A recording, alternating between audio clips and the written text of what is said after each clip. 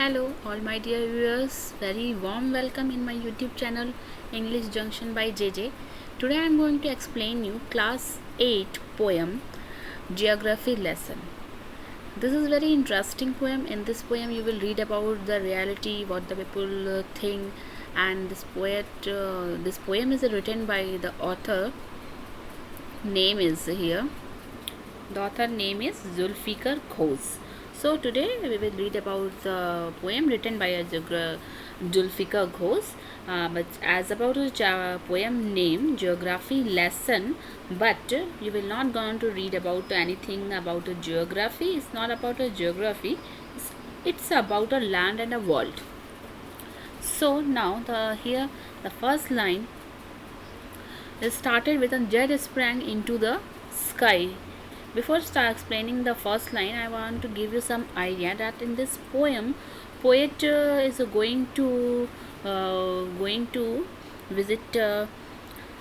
Means poet is on the jet airplanes. Poet कहाँ पर है? एक जेट एरोप्लेन पे अपनी हवाई यात्रा करता है और ऊपर जाने के बाद, ऊपर हवा में जाने के बाद, अपने जेट प्लेन में ऊपर जाने के बाद उसे नीचे की पृथ्वी कैसी दिखती है, उसे कैसा महसूस होता है, that we will read in this poem.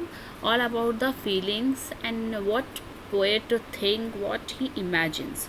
So the first line is here. When the jet sprang into the sky.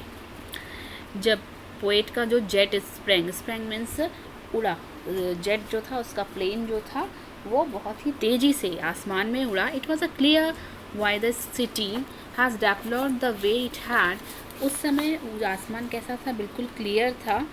और पोएट को क्या लगा? Why the city had developed the way it had, seeing it's scale 6 inch to the mile, there seems an inevitability about what a ground had looked haphazard, unplanned and without style when the jet springs into the sky. तो जब poet अपने plane पर, jet पे बैठता है, ऊपर आसमान खुला रहता है, तो उसे क्या दिखता है? सिटी जो डेवलप हुई है, the way it had means जहाँ जिसको जिस चीज़ की ज़रूरत हुई, जहाँ जिसे जो चीज़ मन किया वो अपने आप बना लिया, कुछ भी प्लान्ड नहीं किया गया था. ऊपर जाने के बाद उसे नीचे की जो सतह है, नीचे की जो ज़मीन है, वो कैसी दिख रही थी? Like a 6 inch to the mile, उसे 6 इंच के बराबर लग रही थी.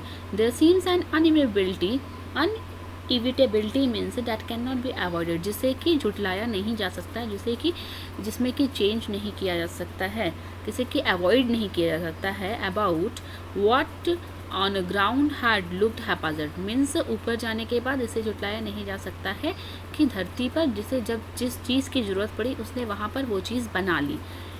और हैप्पैज़र्ड मीन्स टेढ़े मेढ़े रास्ते. तो ऊपर से जाने के बाद उसे क्या लगा कि ऊपर से देखने में उसे ग्राउंड, नीचे की जो धरती थी वो कैसी दिखी?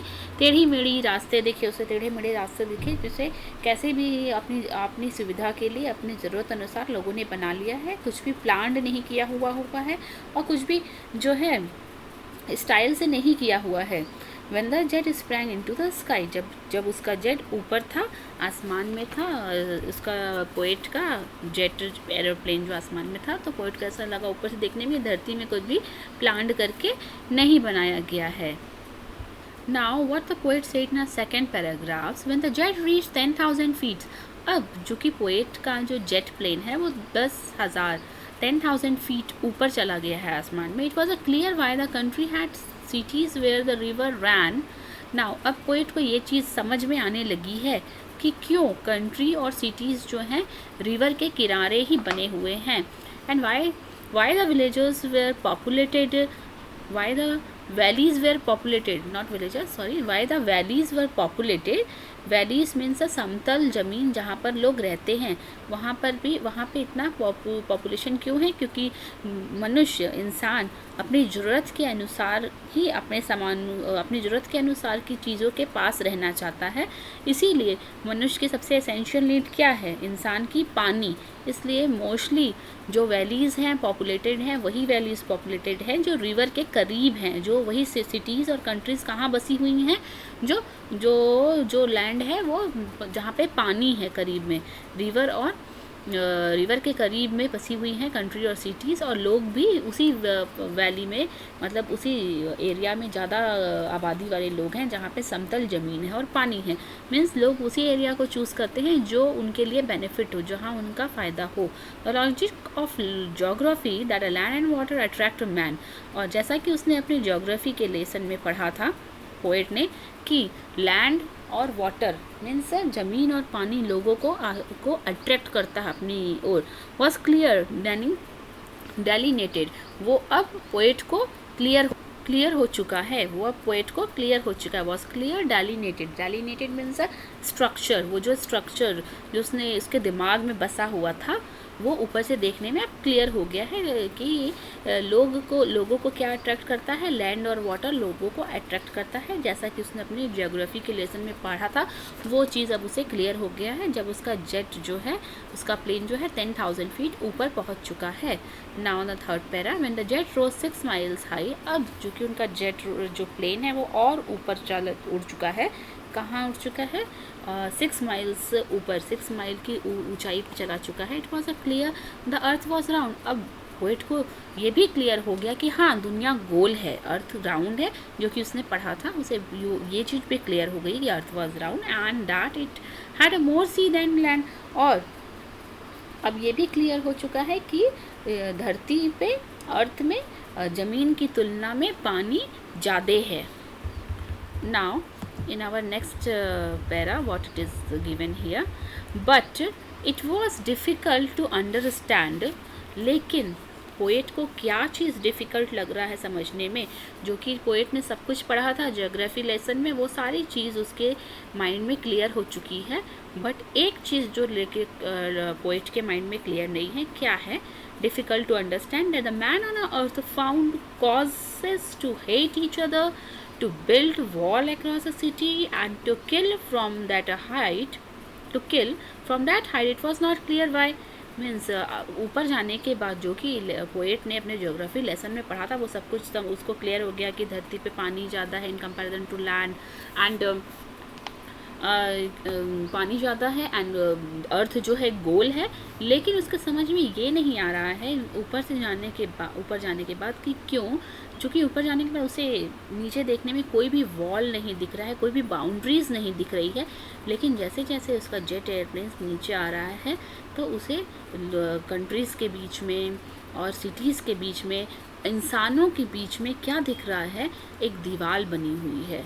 दे were built a wall across cities, and people जो हैं एक दूसरे को मार रहे हैं अपने थोड़े से बेनिफिट के लिए, जो है एक दूसरे को मार रहे हैं, एक दूसरे से ईर्ष्या कर रहे हैं, हेट कर रहे हैं।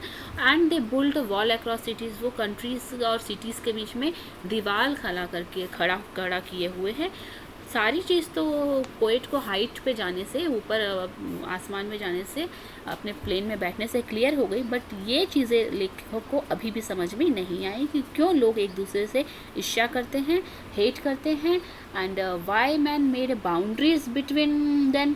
Poet could not understood why people hate each other, build a wall across cities to kill each other।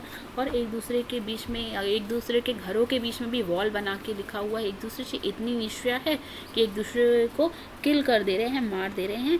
क्यों? आखिर ऐसा क्यों हो रहा है? सारी चीज़ें तो लेखक को, पोएट को क्लियर हो गई, बट ये चीज़ क्लियर नहीं हो पा रही है। So this is the explanation of your poem, and I hope you understand the explanation of this poem, geography lesson.